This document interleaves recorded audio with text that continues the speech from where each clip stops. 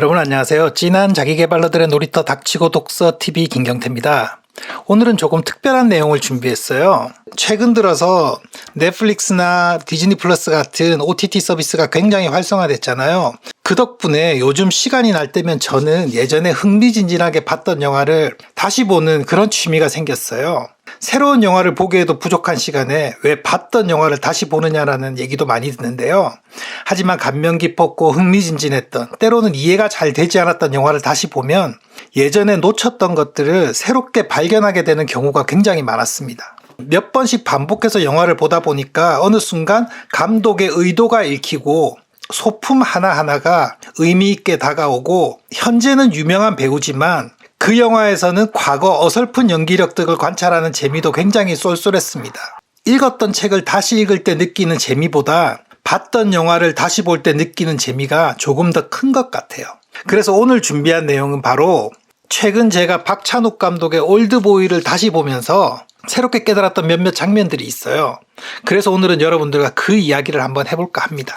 그래서 오늘 영상의 제목은 영화 올드보이 첫 장면에 이런 미장센이 숨어 있을 줄이야 입니다. 여러분, 영화 기법 중에 미장센이라는 말이 있죠. 미장센은 장면 속에 무엇인가를 놓는다라는 의미의 프랑스어입니다. 미장센의 핵심은 영화 프레임 같이 이런 제한된 화면 안에 표현된 상징들을 넣어서 시각을 통해서 감독이 원하는 의미를 전달하는 것을 말합니다. 그렇다면 과연 올드보이 영화 첫 장면에는 어떤 미장센이 숨어 있을까요?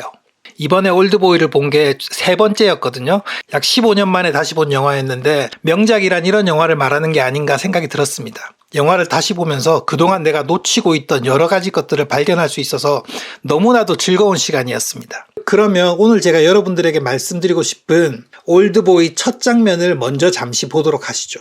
혹시 올드보이를 아직까지 보지 않으셨던 분들은 이 내용 이후에는 스포일러가 있을 수 있으니까 여기서 영상을 중단하셔도 됩니다. 물론 앞으로 설명하게 될 이 영화에 대한 저의 해석은 제 마음대로의 해석입니다. 영화를 해석하는 영역은 맞고 틀리고가 없다고 생각하거든요.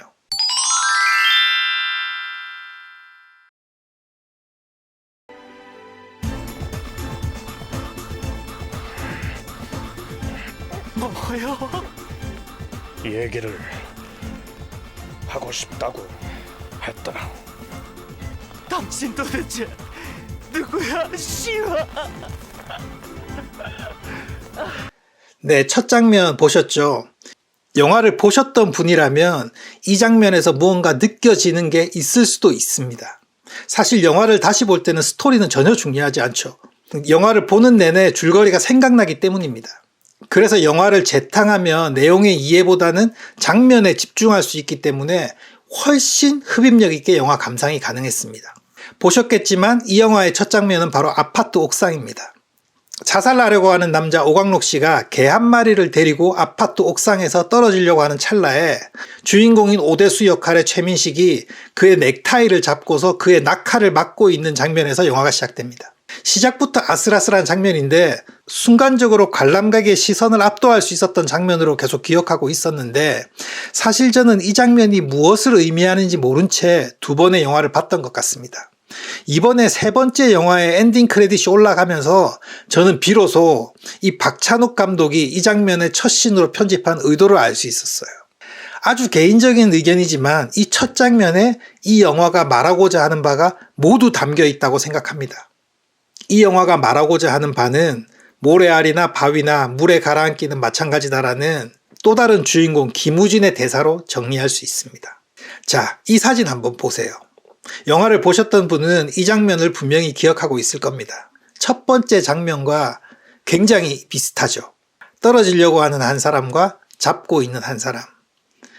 바로 이 장면은 고등학생이었던 주인공 오대수가 전학 가기 전날에 김우진과 그의 사촌 누나가 과학실에서 벌이는 무릇한 짓을 목격합니다. 그리고 이사를 떠나면서 가장 친했던 친구 주한에게 자신이 봤던 것을 이야기하면서 아무에게도 얘기하지 말라고 당부를 하죠.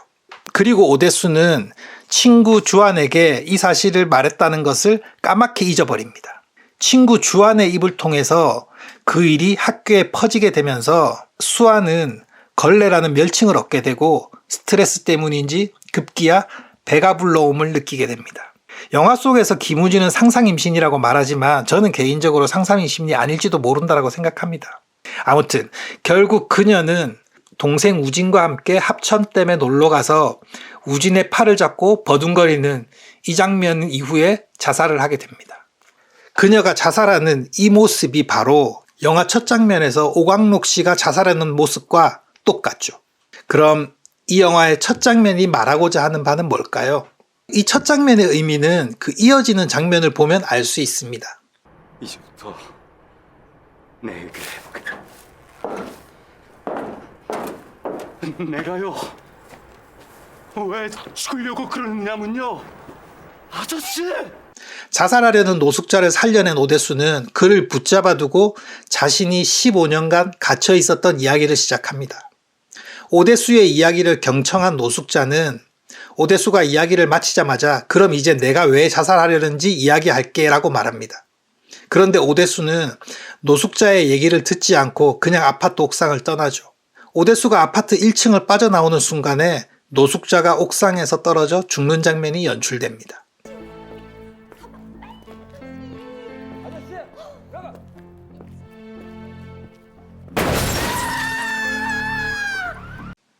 이 장면이 말하는 바는 바로 오대수는 시간이 많이 흘렀어도 자신의 이야기만 하고 상대의 얘기를 들어주지 않는다는 것을 보여줘요. 내 말이 중요하지 남의 얘기는 들을 생각이 없는 거. 다시 말해서 상대가 아무리 아니라고 말하려 해도 내 이야기만 해대는 상황을 보여주는 것이죠. 과거 오대수는 자신이 봤던 것을 이야기할 뿐 상대가 변명할 여유를 주지 않았던 그것과 똑같죠. 뒷일은 나 몰라라 하는 것을 보여주는 바로 그 장면입니다. 또 노숙자가 강아지를 안고 함께 자살하는 장면은 아마도 우진의 누나 수아의 뱃속에 있는 생명을 상징하는 것이 아닐까 저는 생각합니다. 근데 강아지라는 설정에 인간이 아닌 상상의 생명을 말하는 것인가, 아니면 같은 포유류라서 실제 이수아의 뱃속에 생명이 있음을 암시하는 건지는 잘 모르겠어요. 영화 종반에 나오는 우진의 대사 중에 누나를 임신시킨 것은 김우진의 땡땡이 아니라 오대수의 혓바닥이었다라는 말이 있는데요. 이 대사를 통해서 저는 상상 임신일 가능성이 높다고 생각하게 되었습니다.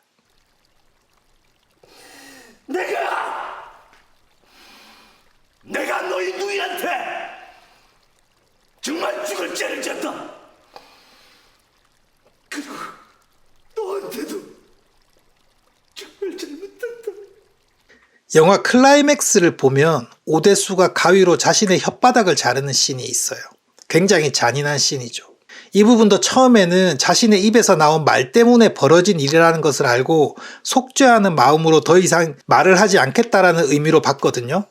그런데 다시 보면서 느낀 것이 오대수에게 복수를 하러 온 철웅이 미도의 가슴을 만졌다면서 너의 손을 잘라버린다라는 대사를 하는데요. 김우진은 이 말을 듣고 철웅의 손을 잘라서 오대수에게 보내죠. 즉 사랑하는 존재의 육체를 탐했던 그 신체를 복수하는 방식이 바로 잘라내기임을 암시합니다. 그래서 오대수가 혀를 자르는 것은 김우진의 입장에서는 반드시 감행해야 했던 처벌법이라는 생각이 들었습니다. 오대수 스스로 혀를 잘랐을 때 우진은 복수의 끝을 보았기 때문에 그를 놔두고 스스로 목숨을 끊어버리죠. 인간이 복수의 혈안이 되어서 복수만을 위해 살아왔을 때 복수가 끝나는 상황이 되면 스스로 더 이상 살 의미가 없는 삶의 목적을 상실한 모습을 표현한 것이 명확하게 느껴졌습니다. 예전에는 왜 우진이 자살하지 생각했었는데 이제 그 의미를 알 것 같았어요. 앞서 설명드렸던 장면 외에도 만두, 그리고 미도가 착용하고 있는 천사의 날개, 보라색 박스 등 많은 소품들에서 여러 의미를 생각해 볼 수 있었는데요. 이걸 다 풀려면 너무 영상이 길어질 것 같아서 여러분들의 상상에 맡기겠습니다. 이 영상을 보시는 시청자 여러분들도 올드보이를 한 번 더 보시면서 박찬욱 감독이 숨겨놓았던 그 미장센을 한 번씩 고민해 보면 좋겠어요. 준비되셨으면 나무 하나를 응시하세요.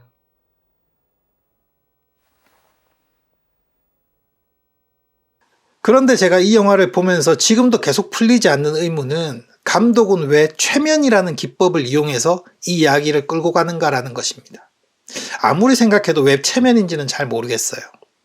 최면은 실제 하는 것 같기도 하고 거짓 같기도 한 미지의 영역인데 오대수에게 일어난 사건 자체가 픽션일 수도 논픽션일 수도 있다고 그런 걸 말하는 걸까요? 이런 상상이 제 머릿속에서 계속 꼬리를 물고 이어지네요.